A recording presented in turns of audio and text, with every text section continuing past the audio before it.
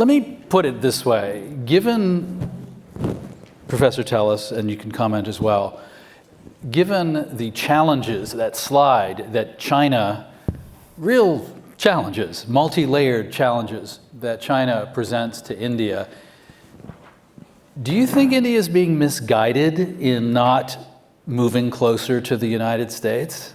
I mean, they're playing this promiscuous game, and is it really worth it to India, for instance, to be playing games and importing oil from Russia when China's right there?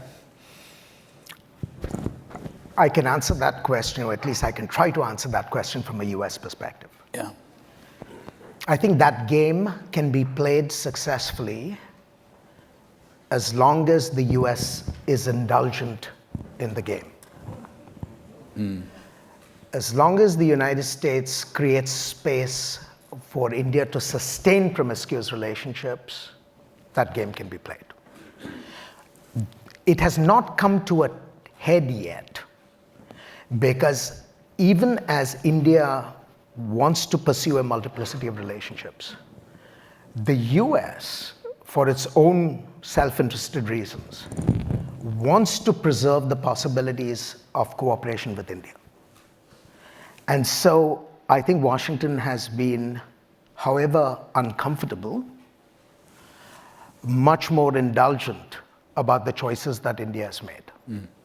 And if I were to guess, I think that indulgence is likely to become a quasi-permanent feature of the way we engage with India. Because we've made the judgment that India's long-term rise is in our strategic interest. And because it is in our strategic interest, we are willing to live with a lot of the inconveniences that accompany India's strategic choices. Thank you. Ambassador Rao, how do you feel about this, given the threats of China, the wisdom of India not fully jumping into the US camp as one might expect? You know, Ashley referred to strategic promiscuity, and I'm reminded of that quote, "Bigamy, sir, is a crime." I would put it the other way, polyandry, sir, is not a crime. If you're in high school, you can look that up later. So India has many partners today, and I think, you know, if you were to pin the rose on somebody, it would be the United States. And the distance we've traversed in that relationship is quite dramatic and unprecedented. I mean, in my own diplomatic life, I could have hardly imagined in the late 1980s or so that we would have reached the point we have reached in our relationship with the United States today. So if you're talking about, you know, dropping the hesitations of history, as Prime Minister Modi often says, I think to a large extent we've dropped the hesitations of history. Let's get some questions going because time is short and I know people are hungry. Get some going here. Is there one in the balcony? Yeah. Here comes a microphone. Hi, I'm Chloe. I'm from the University of Maine at Farmington. And I was wondering how the COVID-19 pandemic has impacted the relationships that India has. Oh, some interesting new strains. Would you like to start, Ambassador? Well, you know, when India opened the G20 summit last year, one of the planks on which I think we made a very confident projection was our vaccine diplomacy during COVID. Now, India, like every other country, was obviously quite affected by COVID. Nobody was really prepared in terms of strategies to combat the virus and prepare the population to deal with the onslaught of COVID-19. So India was in the same situation. But I think, as with all crisis management in India, I think when it stares you in the face, we do come up with with the best solutions that we can offer under the circumstances. And that's really how we dealt with the whole issue of vaccinations within the country. Of course, they were projected in a manner that put Mr. Modi right there on the screens in every home as really the messiah, in a sense, that had enabled the population to deal with this threat. But coming to the outer ring that Ashley spoke of, and the relations that we have with our neighbors in South Asia, many of our neighbors also, I think, were the beneficiaries of our vaccine diplomacy, but farther afield in Africa and Southeast Asia also, I think India was able to win a lot of, I think, good positive points from the steps it took to deliver vaccines to populations that needed it. And also, in a sense, it was implied that unlike the Western countries and unlike many of the developed countries, we had been much more generous in being able to deliver this kind of assistance. But it did lead to tensions within the international community about vaccine nationalism and stuff practiced by Western countries. Yeah, exactly. Professor Tellis, a comment on pandemic and these relationships? Well, in some sense, vaccine nationalism should not be surprising because governments have an obligation first and foremost to their own citizens before they have to others.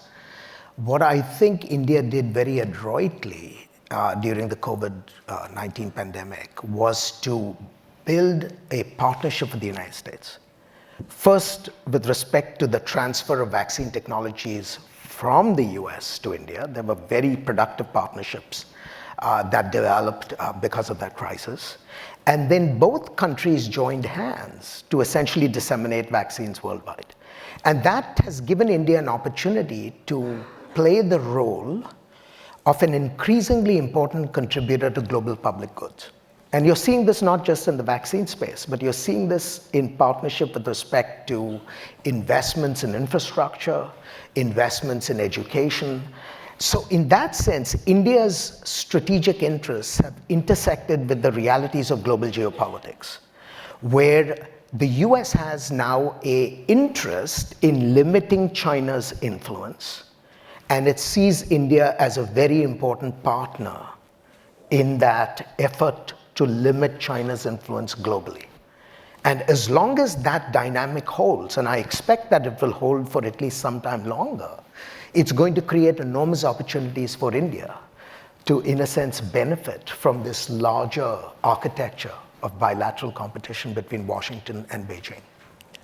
On the whole issue of dealing with disasters and making our countries resilient and creating the infrastructure to combat such situations, that's where I think there's been a meeting of minds between India and the United States. And it's an area, relatively speaking, I think, where there is much less argumentation about the need for closer relations. I'm going to walk away from this with the sense of the US is open to letting India do partnerships that it would rather not, like Russia, because ultimately the US has a sense that it's pushing back, that it shares the US desire to push back against China. Yep. Question over here, and then we'll go here, but first here. Hi. George Stewart from Portland. As your map showed, Professor Tellis, Burma has long border with China and with India. Could you say something about China's relatively quiet position in the current civil war as the largest democracy in the world? And thank you. Well, the one thing that I learned, in international relations classes many, many aeons ago is that at the end of the day, all countries are moved by their national interests.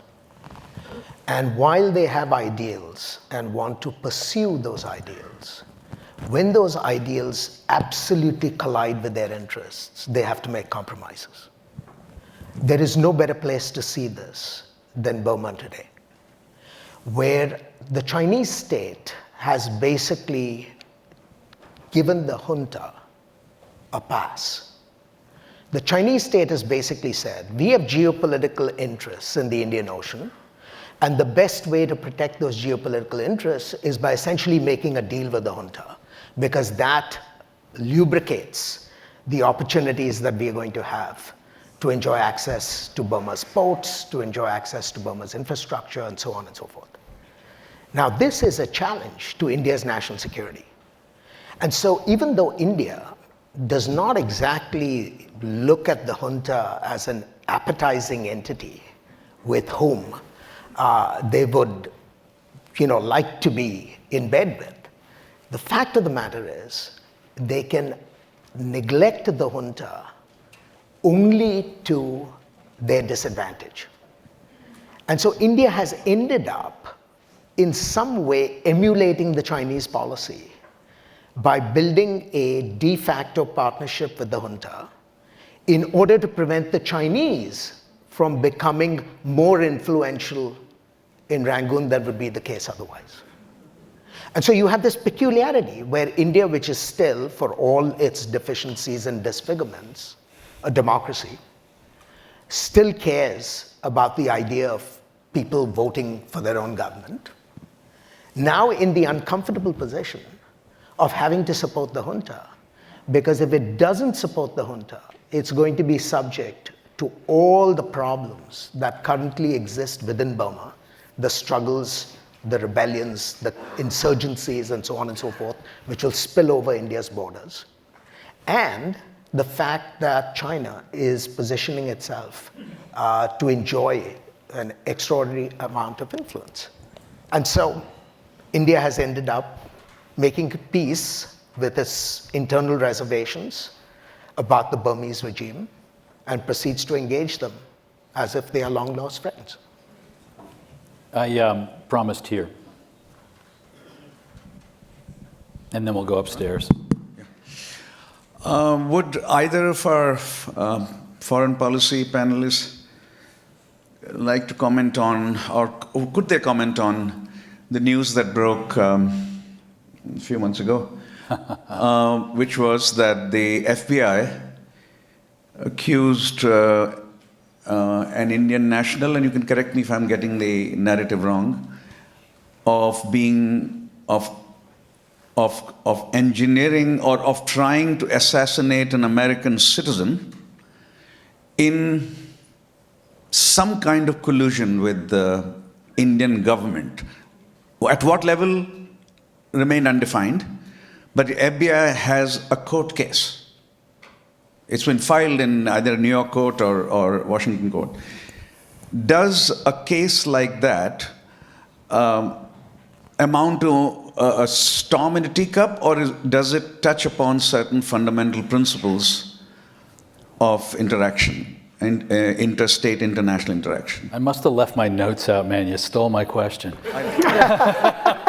And there's a Canada part of this too. There is a Canada part to it. I just restrict myself to that. Yeah. Would you like to take it first?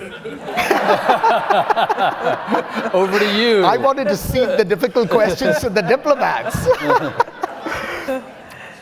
Again, I'm going to answer this question from a US perspective, okay?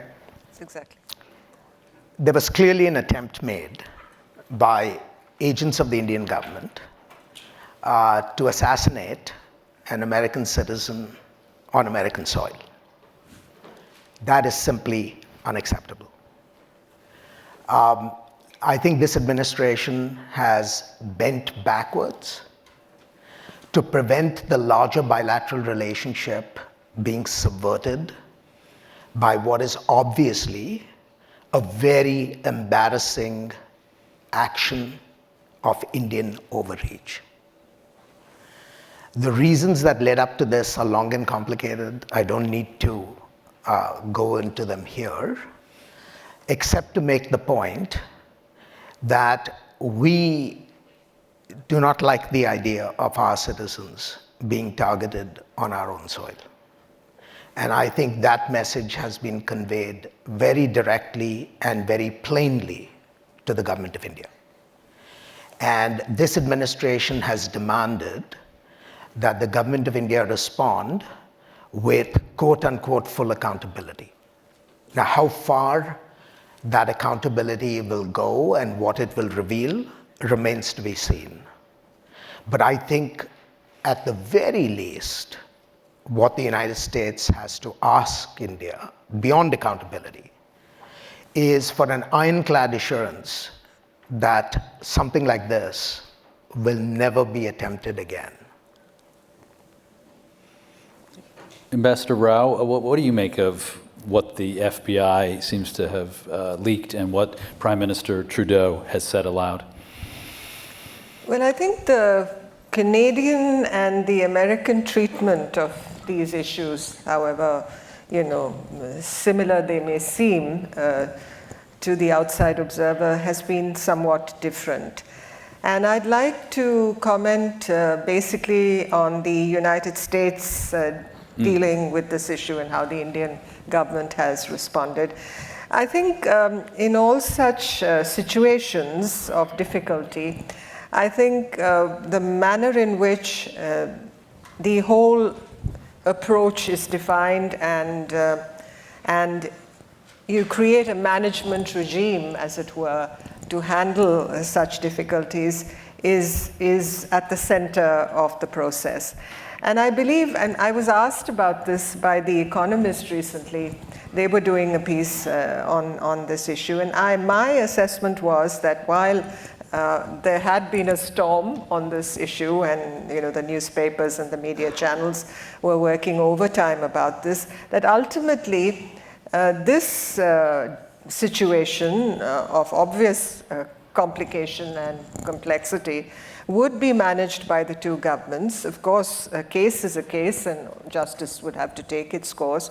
But my assessment was in the long-term assessment of where this relationship is headed, I think the graph is moving upwards, and I don't believe situations like this will deter the process of further consolidation and improvement of the relationship. All right, well, on the subject of hit squads coming to North America, we're going to go get something to eat, to get our blood sugar up. Let's thank our panelists, Ambassador Rao, Professor Tellis.